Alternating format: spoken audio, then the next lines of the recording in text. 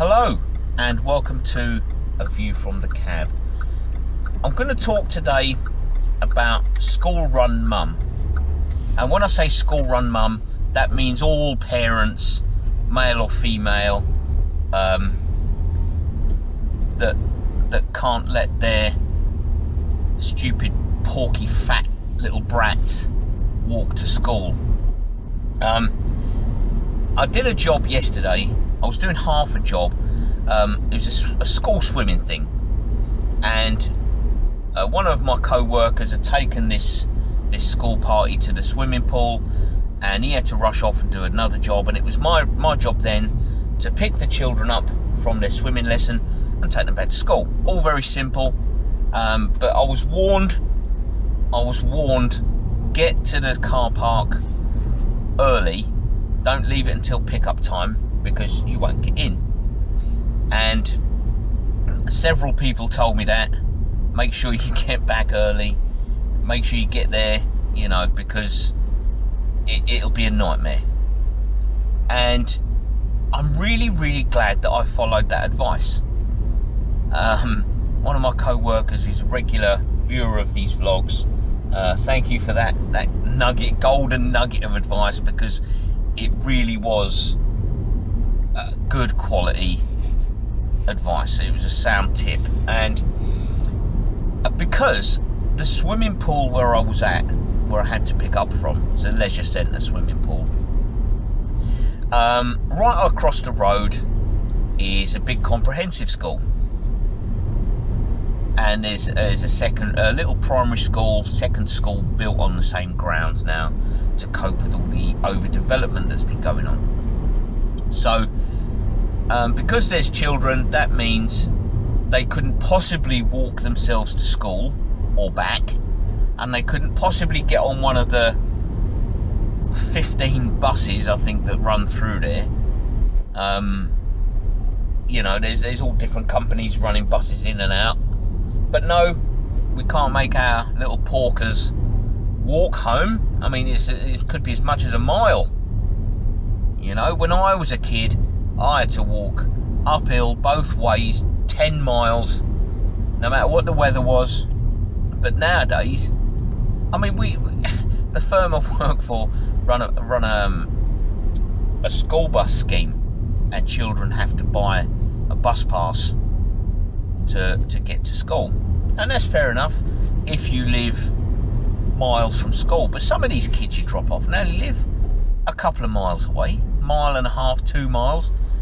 If I'd have said to my mum when I was a kid, oh, you've got to fork out money for a bus pass because school's anything up to 2 miles away, I know what she'd have said. She'd have said, you can jog on, mate. She'd have said, in fact, jog on and go to school. That would have been the simple answer. But nowadays, the only time, I mean, it only ever happened once or twice that I ever got picked up from school, was if we was going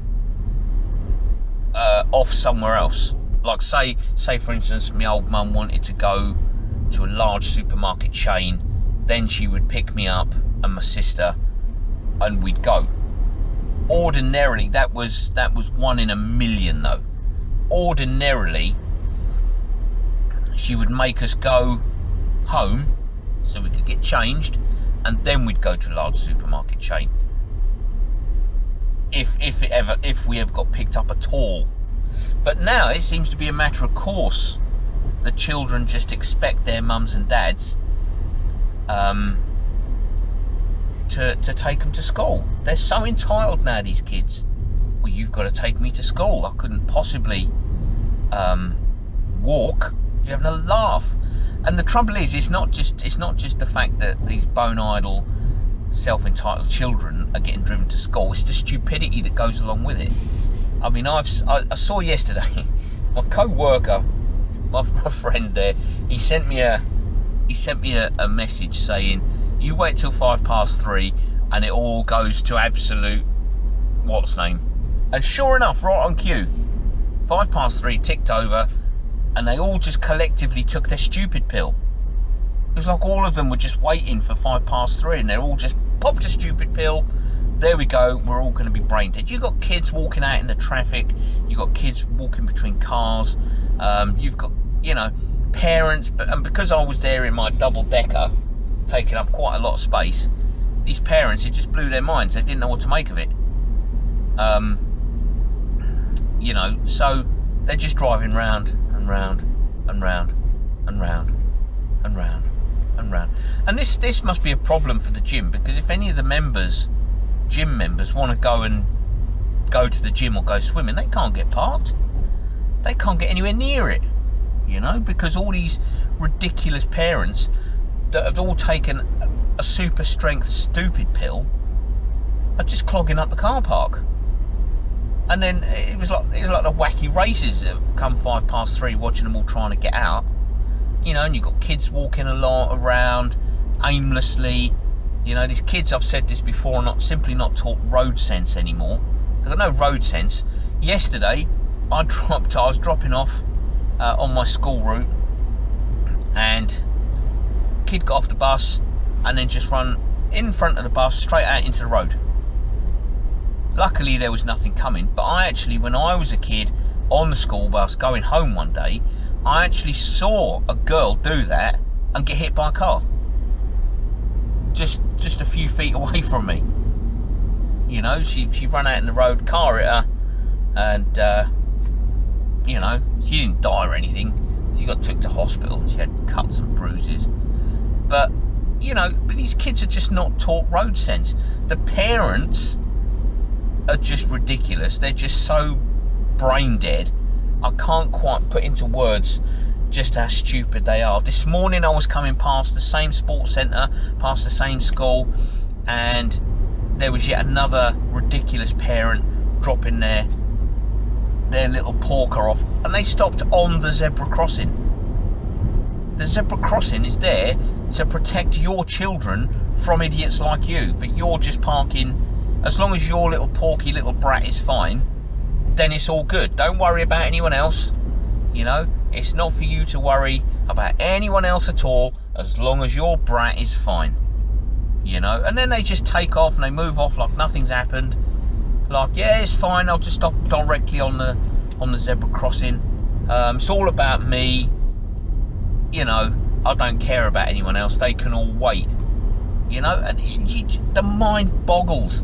Now, either, I don't know, maybe they're just stupid all the time, or they just turn stupid when they get near a school. And I don't know, it's so dangerous. And like I've said before, school-run mum and dad is a bigger threat to child safety than Myra Hindley and Ian Brady put together. You know, I mean, in fairness though,